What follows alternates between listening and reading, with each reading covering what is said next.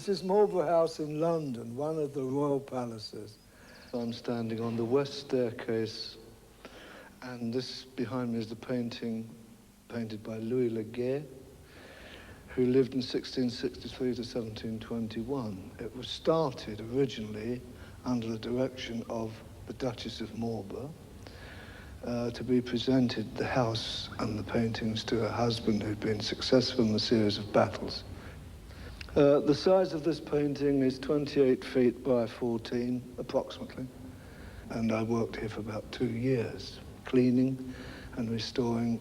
And whilst working on this, Her Majesty, the Queen, came down and asked me how we did it, and I demonstrated on this spot where I'm standing how to remove the varnish. We erected a running scaffold. This is a scaffold that's like the floor.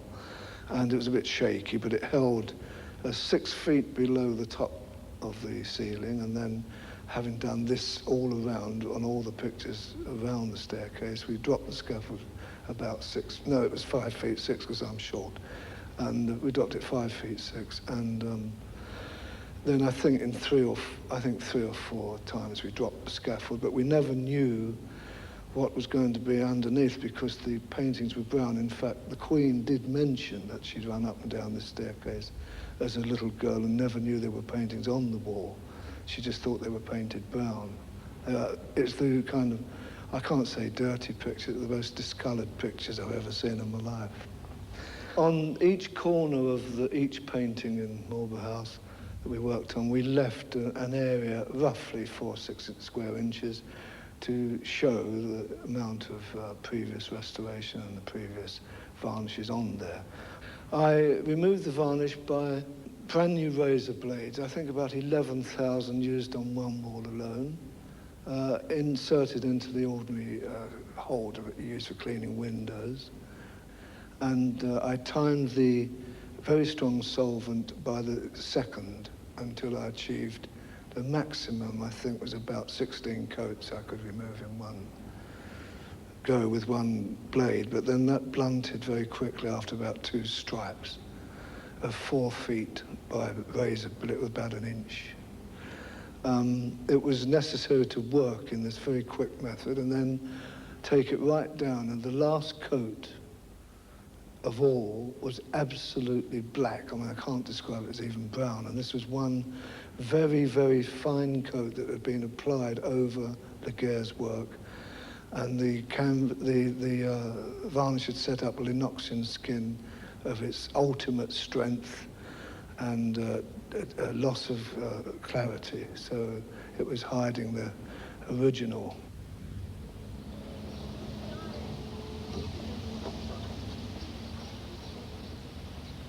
This is the local pub called the Marlborough Head in Dedham, which I frequent now and again. And they have a painting in the next room which is quite dirty, been there about 15 or 20 years, which the landlord has asked me to clean as a demonstration. He is paying me £1 pint a day for the next 14 years. This is the painting I told you about, and which is a moderately good quality painting. And I've chosen this because there are many millions of these paintings in the world, and many hundreds of thousands in pubs, probably in clubs and homes all over the country. We call it euphemistically a pot boiler. We look at the back of it to see the condition of the canvas slip and frame. This is the canvas slip frame. It's, as usual, quite dirty. No reflection upon the housewife. Very common. Dust collects in a downward fashion from the air everywhere. If you take your floorboards up, you'll find a lot of filth. And we have to take this out of the frame, and you will see that this old chain, once held together, probably 30, 40 years ago, snapped, probably in the war, something, or being shifted about. Piece of string's been put across. I'll take those out. It's a good thing to use pincers for cutting things like this. And it's better still, once this is free, to take the eyes out, the screw eyes out, so that there are no protrusions to stick into the canvas.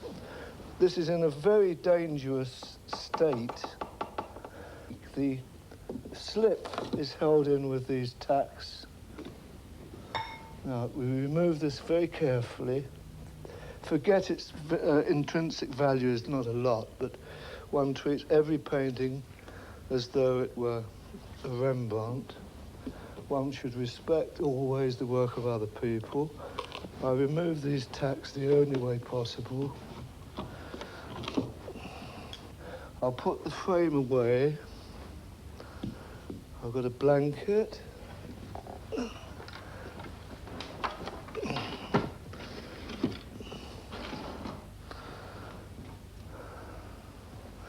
One must disregard what is on the front, make sure this is clean. It would damage the front of the painting. We deal with the back. These wedges or keys hold the stretcher together and also tighten the canvas if it's slack. And you take these out very carefully. And if it's tough, gently tap a pair of pincers like this. This is perished, very common. All part of the process of cleaning a painting is the cleaning of the inside of the stretcher. I'm inserting a round palette knife. You could use a table knife. Very carefully, else you'll come through the canvas. This is an original canvas, about nearly 100 years old. Not very old, but old enough for a canvas. It's time this picture was lined with a new canvas. But if you're very careful, I'm taking out the dust that's accumulated over nearly a century. Now, this is the bottom of the picture, yes. And yesterday in the pub, I felt something there, and I know that there'll be a... Yes. And I'll show you this. A nasty conglomeration of very unhealthy dust. I once found love letters and once 5 sovereigns, and often matchsticks, very frequently pieces of straw, and in one very famous painting, there's a 6-inch nail there.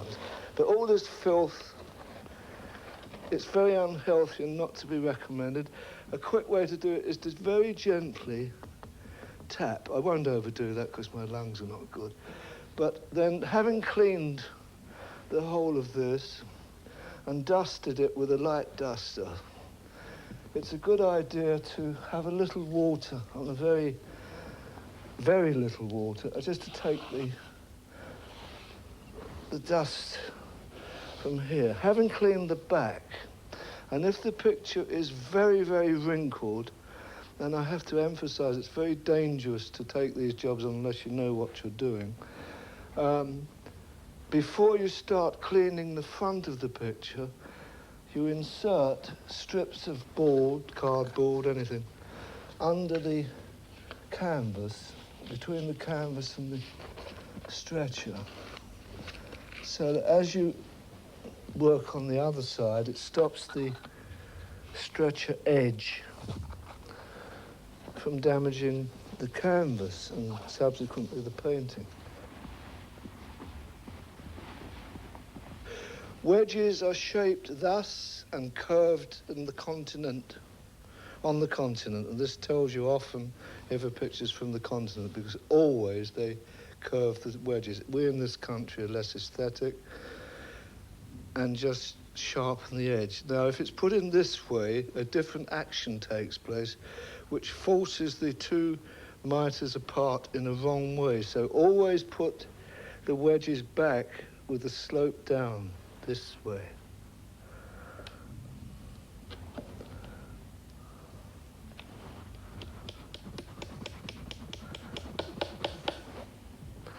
Do each alternate corner. So we tap away like a piano tuner, really. canvas is tight, not too tight, little slack left. We turn it over and examine the front. Fill around the edges. The edges, the piece of cardboard I put in have now cupped, and you can apply quite a bit of pressure now. This canvas is in a tenuous state, it's about 100 years old, and the painting really should be relined with fresh canvas to give it strength. This will add 100 or 200 years onto the picture. Indeed, it would add 1,000 years on practically with the modern wax process canvassing, but very expensive. The picture hardly warrants that in expense. It has superficial dirt on it, the accumulation of about 8 million years of cigarettes and baccy pipes and so on, and indeed beer. If you look at the public house ceiling, you will realise in 5 years the accumulation is fantastic. It goes very dark brown. What I'm taking off now is the superficial dirt, not the varnish. You use warm water with a tiny touch of ammonia in it. Don't use things like household, for cleaning lavatories and stuff. Baby's soap is best, the clear quality. I mustn't mention the name. This is smoke and beer. This is not discoloured varnish. And you gently, in a circular motion, take off the superficial dirt. The picture itself, one must always remember, is completely covered with varnish. It's irrespective of what is underneath it. Now, I can tell, and only by experience of cleaning hundreds of thousands of paintings, that this on here is a relatively hard varnish. When this, you must keep the picture dry all the time, as quickly as possible. Take off the superfluous moisture. The reason for this, the dirt is still coming off. The reason for this is because it goes through the back and will lift the picture if it's left too wet with water. It doesn't matter about turpentine substitute. That doesn't affect it in the same way. In the removal of varnishes, several processes take place. One is friction, if it's mastic, by fingertips. The other is the use of solvents. The traditional method handed down father to son, and let's face it, is a trade secret, is the use of varying strengths in solvent on one piece of cotton wool. I have a very strong solvent here, a mixture of methylated spirits and turpentine with a touch of ammonia in it. I've already lost 2 fingers. You cork the bottle, always re-cork bottles. This is ordinary turpentine substitute known as white spirit. This neutralizes the action of this, and you have to move very, very quickly. You'll feel the action of this powerful solvent take place immediately, and you kill the action of it like this. This is the copal varnish being removed.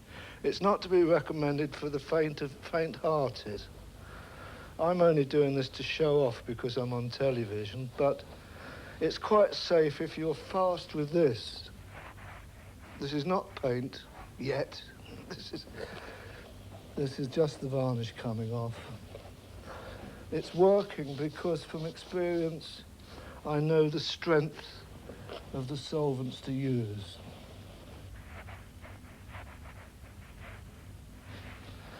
Under normal conditions, the better quality the painting, the higher quality, the great masters, Rembrandt, Titian, etc., usually in private collections, and knowing the value of them, both the intrinsic value and the aesthetic qualities, they are used, they are well looked after. They look much better cared for than the ordinary little pot boiler like this is, that, with due respect to the gentleman who painted it, whose name was H. Cooper, I don't think it was Henry Cooper, the boxer, oh, I know him as a nice chap. I don't think he paints pot boilers. Actually, he's got one of my own paintings, which is the same thing. At the end of a picture as small as this, you will almost get a bucketful of discoloured varnish. When I worked at Marlborough House, I had dustbinfuls at the end of a day, or one dustbinful.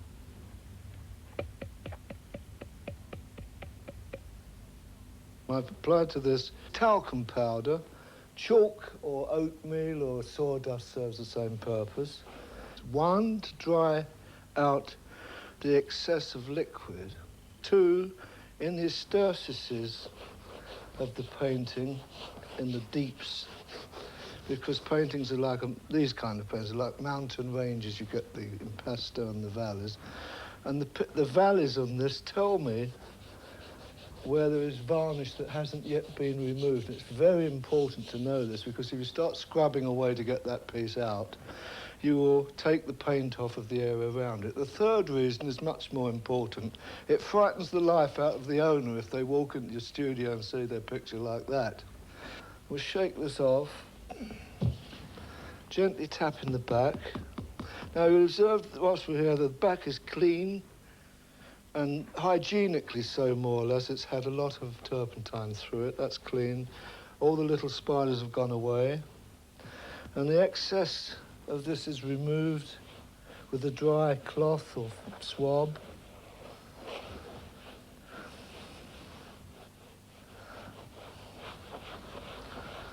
But it's told me where there are little pieces of varnish under the white, so I know now, more or less, to help the eyesight, to take this out with a surgeon's blade, razor blade, some sharp instrument, carefully, taking your time. And this is the safest way to clean the picture. Once that is done, I'm sure there'll be no restoration needed on this painting at all. If there was restoration needed, or there happened to be a hole in it, which is very common amongst paintings, we get a piece of gauze or old canvas. It's best to get the canvas the same tension, same strength as the canvas that the picture is painted on. And one frays the edges of this as much as possible, and you would place that over the hole. So you do that, and you lift the edges before the beeswax dries. So you allow it to hang loose. With beeswax, you melt and gently iron it with just a warm iron. It will last roughly 500 years. And you turn your picture back, fill the hole with a gesso or a patent modern filler. They're quite good, actually. Having removed the varnishes from the front of the painting with solvents, and also placing it in the sun for a very short time, about 5 minutes, an hour in a very weak sun, creates the effect of having ultraviolet rays lighten the lights for you. It also dries the painting out very quickly, quickly enough to create a craquelure effect, because underneath the paint structure is size on the canvas. This causes cracks in paintings over the years. They come in many different kinds. We judge the age of a painting by its craquelure.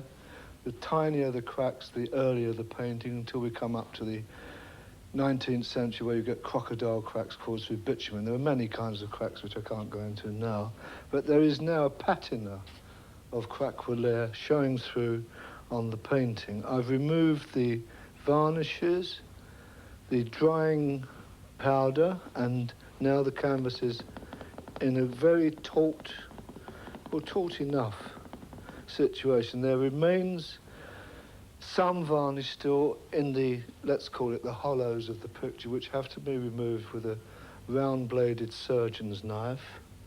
And I use this because I have weak eyesight, but anyone with a good eyesight, you look through and you'll see these little pieces and quite gently scrape them out of the pieces. This, of course, takes a bit of time, take several hours. Sometimes they take days. The painting is, let us say, to be honest, 95% clean now. It would take much longer to clean it than I have at the moment, but I'll give it a coat of intermediate varnish of damas, which will last much longer than the copal without those disastrous results of discolour you saw. I'll coat half of it. Now, when you're varnishing a painting, use a clean brush, clean table, clean room, hang sheets of damp sheets over the doors and allow the room to be quiet for at least a day if you can in an ordinary household. And this is to stop dust coming down. This is a spirit varnish and should be applied spiritedly. Brush it well, excuse me, brush it well out. It doesn't need a lot. It's very economical. It isn't expensive relative to copal, as is generally thought. That one brushful will do the whole picture. This is how it looks, varnished and unvarnished.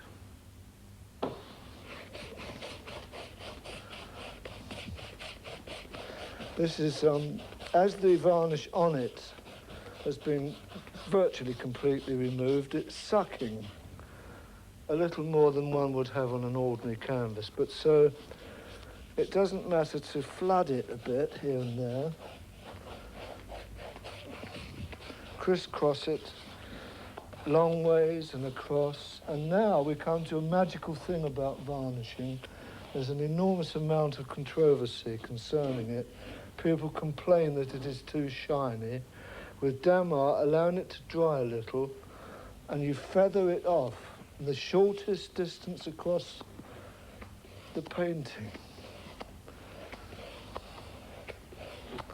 As I do this, it evens out the varnish much better than an air spray, which should be banned the whole lot because it's a lot of trouble. But then, having done that, gently draw it across the other way.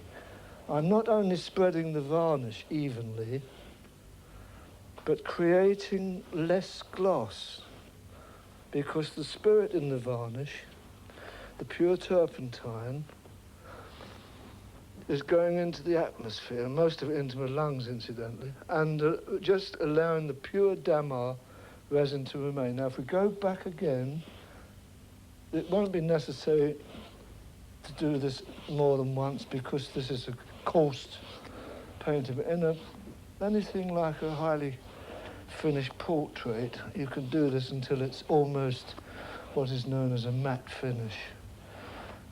And it would dry and last. And that is not in any way a bad varnish effort for a little picture like this. I mean, it's not going to be too glossy in the pub. And that's it.